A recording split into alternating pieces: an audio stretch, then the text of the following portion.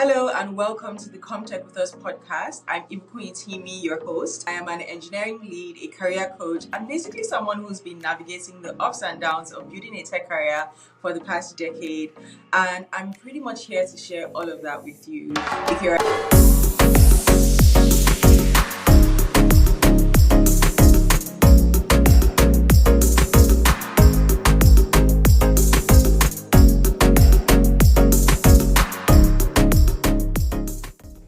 and welcome to today's podcast episode. It's Ibukun Itimi, your host, who is here to carry you along with me on my career journey, where I'm sharing my knowledge, experience, and my network with you as we work towards building thriving careers in tech. Today's episode is going to be a career scenario one, where I read to you a scenario and I give some advice, just based off of the lessons that I have learned and my experience, and hopefully have this be really useful for you, either if you're finding yourself in this situation or you think you're going to find yourself in a similar situation soon. And so I'm really excited to delve into today's one because I think it's such a common one that I find, and I've really been having a lot of conversations around, promotions and working in tech, and really being able to get your flowers while making sure that you're giving value to your organization. And so I'm really excited to get into the topic for today. Before we do that, just reflecting on the week and how it's gone. I think honestly it's been a really interesting week. One of the things that I have to do as a lead is give monthly reports on what my team is doing. And one thing that I will share with you is I have a lot of anxiety around just big meetings where you have to give updates and ask questions or answer questions, because I'm such a stickler for being prepared. And so when I think that there's anything that's going to throw me off my preparation, I have a lot of anxiety around that, which is something that I'm trying to get through. And on the day of the actual thing, I woke up that morning not feeling really well and had to lean on some of my team to help give some of the updates. I think it's just really knowing that you can always lean on your team, especially as a leader. Sometimes you might not have all the detailed context, but it's a really good opportunity for you to give other people within your team the opportunity to share the context that they have, to show the expertise that they have, because they're closest to the work. And so my commitment to myself is that when I'm going into my next one for March, I'm definitely going to be going with a lot less anxiety and just being okay with not being 100% prepared, because really who is ever 100% prepared. And so that's just one thing that happened this week that I thought I would share with you. I take it upon myself to really be prepared most of the time, but at the same time, there's also room for giving yourself grace to not always have all the answers. And so that's my big lesson for the week. So there's not going to be any question of the day, because today is all about one question that we're going to be delving into. So the question goes: I've been given significantly more responsibilities at work over the past few months, leading projects, mentoring junior colleagues, and making strategic decisions. But my title and salary haven't changed. How can I advocate for a promotion and ensure my contributions are recognized fairly? Now, the thing is, I know that more than one or two of you listening have found yourself in this situation. And I also have found myself in this situation. In fact, very early in my career, I remember, taking on a lot of responsibility, which was honestly really stressful just for me personally. I was learning a lot and growing a lot, which I appreciated. But then when the time came to advocate for myself, I got turned down. And so that was really a huge lesson for me in realizing that your work is not always going to be, appreciated or valued, especially when you're even recognized the way you do, because obviously everyone has their own perception. And so over the past few years of my career, I've really been honing that skill of knowing how to grow in responsibility while making sure that I am fairly compensated or fairly recognized for the work that I'm doing. And so I'm going to be sharing some of those lessons with you today. I have my notes, so I'm going to look at my notes from time to time just so that I make sure that I'm on track. But yeah, let's start with this, right? First thing is understanding your company's process, promotion or career development process. First of all, you should never really assume that the fact that you get more responsibility would lead to a promotion. You really need to first of all understand what does your company categorize as being ready for a promotion. You need to be looking at things like your career ladder. You need to be thinking about like performance reviews, how they're structured. You need to talk to like other people, within your company, within, even the people teams, or like HR teams, or like career development teams, and your manager, to understand how your company thinks about career development. This could be like a really eye-opening process for you, because you realize that you're getting more responsibilities. It doesn't necessarily mean that you're going to be promoted. Now, the reason why is that sometimes maybe the responsibilities that you're getting are well expected of the level that you're at. So when you look at the career ladder, you might realize that, oh, all these things that I'm doing is actually just within the current level that I'm at. So why would I even be expecting a promotion? And you might realize that there's certain things that you're doing that are starting to move towards, okay, I'm showing that I have the skills and all the things to work at the next level, but it just might not be the right time to be advocating for a promotion. That is because companies have promotion cycles where, let's say at the beginning of the year, the performance cycle starts, and then at the end of the year, you get reviewed for your performance. So if you're doing something, say midway into the year, or even at the beginning of the year, you might not really be expecting to get a promotion by the middle of the year. So understanding, one, like what the responsibilities are at the level that you are, at the level after you, helps you benchmark your performance. And then two, understanding the cycles for performance reviews or promotions also helps you know when to start to expect that a promotion could be due. So that's the very first thing. Just understand what your company's process is for performance reviews, promotions, and then talking to colleagues as well, either people who have had like similar promotions or people who have been at the company for a long time. That also helps you start to build some context on what to expect in this process, right? So first thing is just expectation setting. Now, the second thing that I really want to challenge you on is to define your motivation for a promotion. And the reason why this is really important is because sometimes what you really want is really not that promotion. So there are certain things there are certain conversations I've been in where someone is like, I just want more pay. And more pay, can come in different ways. It could come in bonuses. It could come in, getting merit increases without a promotion. But you have to realize that if you're gunning for a promotion as a way to get more pay, you're also signing up to more responsibilities. The question is that really what you want? So I know people who will say to me, Ibukun, I'm a staff engineer or I'm a senior engineer and I really want to work towards staff, but I don't want the company to have that expectation of me as a staff. I just want to be earning well enough to do my job without those extra responsibilities. The reason why is because the way you would manage the expectations that you have of yourself is different from when you are being performance reviewed as a staff engineer officially in the company. So you might say, for example, if one of the things that a staff engineer should be doing is leading cross-team projects, you might put up your hand to lead a cross-team project as a senior engineer or as an intermediate engineer without having that responsibility of being a staff. At that point, if you're a senior engineer doing the responsibilities of a staff, you're already exceeding expectations at your level. You might get bonuses, you might get raises.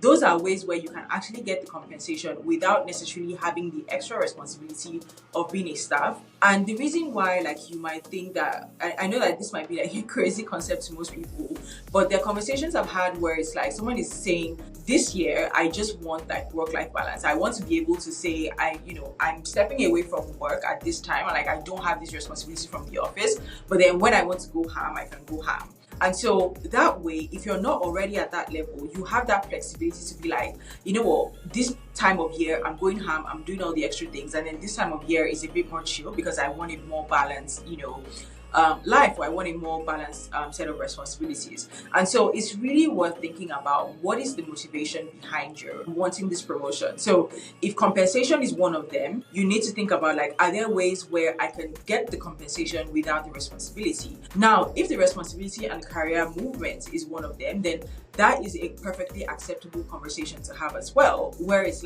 I've been doing this for a while, and then I'm ready to, move to the next level, be performance reviewed at the next level, be operating at the next level.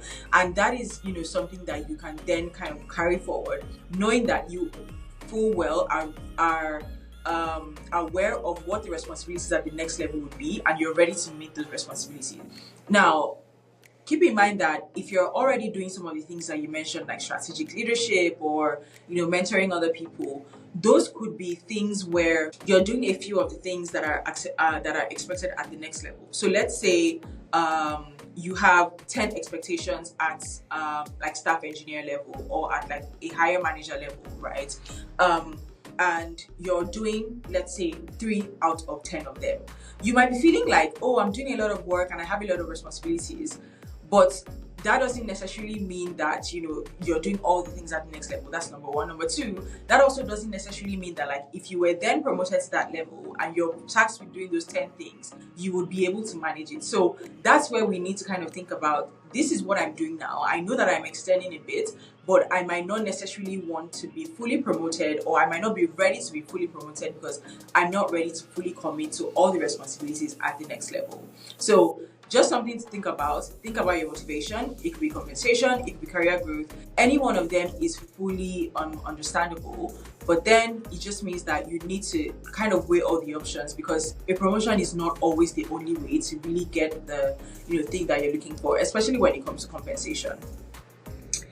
Now, the next thing that you want to be asking yourself is, I touched on it, is really, are you operating at the next level? So for example, if you're doing 3 out of 10 things that are expected at the next level, that might not be enough to warrant for a promotion. You might actually need to up your game even more to be proving that you're ready and able to execute at the next level. Now, I know that this is a bit of a chicken and egg situation, because you often have to show that you're able to execute at the next level for you to be promoted to that level. And so you're going to have to be already doing the things that are expected of a level that's above you. You're going to have to do them consistently, do them well, for folks to say, okay, you know what, this person is ready for a promotion. Now, the reason why this is really important is because when you think about performance reviews, you're either meeting expectations or not meeting them, right? Now, if you just get thrust into a new level and they say, oh, like, this person just shows a glimpse of being a more senior engineer, let's promote them there. If you're not fully ready for that, the likelihood is that you might go into that level and not meet expectations, which is not great for the company, it's not great for you. And so when you have more sustained performance at the next level, it's more of a compelling case to be like, okay, this person is ready to be meeting expectations at the next level. So even when you're exceeding at your current level, you still need to be thinking about, am I able to do this sustainably? Am I going to be able to be really responsible for just the things that I'm already doing now, and then even more at the next level? You need to be having that conversation honestly with yourself. The way I look at career ladders is just like, look at all the things that I expected, and I really ask myself, like, what am I doing, already on my level? What am I doing at the next level? Am I really ready to be saying that I want to be promoted to the next level? Can I fulfill the expectations on a sustainable basis? Can I fulfill it confidently? And those are the things that help me know if I'm ready to start like actively working towards a promotion. And those are conversations that I have with my team as well, of like, I'm not just going to be the one who tells you that, oh, you're ready for this, or you're ready for this promotion, or you're not ready. I want you to be able to sit down and reflect on the expectations, especially where it is clearly stated out, and judge yourself, or like rate yourself and kind of find, these are things that I'm doing well, and I can do in my sleep. These are things where I have opportunity to grow, and these are things that I will focus on to kind of start building a case towards a promotion. And so if you're already finding yourself in a situation where you're getting more responsibility, maybe you're being put in a position where you're being prepared for the next level, but you really need to think about the things that you're already doing well and the things where there are opportunities for you to grow, so that if you were to advocate for yourself, you are fully ready and fully confident that, okay, promotion is the next thing for me. Now, the next thing that you need to be doing is to align with your manager. This is actually like a really, really important step, because even after you've identified some of the things that you think are your strengths and your interests or your opportunities, you need to be able to align with your manager that, they're the ones who are likely to put you up for promotion. And so you need to be talking to them to see, oh, is this how you see my performance? Are there things where you think that I could be focusing on? Are there opportunities that you can link me up with that would, help me with this promotion? And if what you want is, more responsibility without the promotion, it's also good to set that expectation with your manager of like, I'm not working towards a promotion now, but I want to have opportunities to, build this particular skill, right? So I have people who come to me and say, oh, Ibukun, so I'm, considering leadership. over the next year or two. And I'm like, okay, what do we need to do to get you ready for that? They don't necessarily need to be promoted right away, but then we need to be building up, their experience. We need to be building up their exposure. And those are conversations that I have with my manager as well, where I'm like, look, in the next few years, this is exactly what I want to be doing. And I think that there are certain opportunities that you could, put me onto that would be very helpful for that. And that has been one way where I've seen a lot of growth in my career, because I'm really open about those goals with my manager. They know what I want, and so when the right opportunity comes along, they're able to say, oh, Ibukun, I think you'd be a good fit for this. Are you open to trying it out? And so the reason why I also like that is because you're, being transparent about this being a growth opportunity for you. They also know how to support you. They're not kind of giving you the responsibility with the mind that, oh, you're going to be able to do everything on your own. No, you're telling them, I want this opportunity, and like these are areas where I think you might be able to help me. So aligning with your manager is very key, and they also have more insights into the process than you do, and so easily they can tell you, you know what, Ibukun, I think A, B, and C are areas where you could develop on. So in this particular question, we have this person kind of leading projects, mentoring junior colleagues, and making strategic decisions. And so maybe they're doing this all within the context of their team. And their manager says, if you really want to work towards a promotion, you need to be doing this beyond your team. You need to be thinking about, how projects sit in the grand scheme of like the whole group, and collaborating with other groups for that, mentoring folks outside of your team, making strategic decisions that impact multiple teams. They're able to give you more actionable or more clear and decisive steps to take, so that you're actually working intentionally towards this promotion that you want. And if you do not want a promotion, on the other hand, they also can tell you, you know what, it's fine if you don't have a promotion. These are ways where we can explore having, more compensation. Or they might even tell you honestly, like, I don't know if there's opportunity for more compensation without a promotion, and you can do what you want, with that information. So really being able to have a conversation with your manager is an eye-opener to whether you're going to get the support that you need for your growth, or you might not even get the support that you need and you need to make a different decision. That brings me to my last point, which is understanding when growth opportunities are in there. Because the reality is, not every organization is going to be able to support you in the way that you want. Not every organization is going to have the path that you want to take in your career. Not every organization is also supportive enough to, say that they want to support each person's career goals and opportunities, whether that's because they're just not interested, or maybe the space for that doesn't really exist. And so that's where you start to have that conversation with yourself of like, is this the right place for me? Do you need to reevaluate your options? Do you need to, kind of create a longer term plan for yourself where, it could mean that you have to leave the organization, and that's completely fine, right?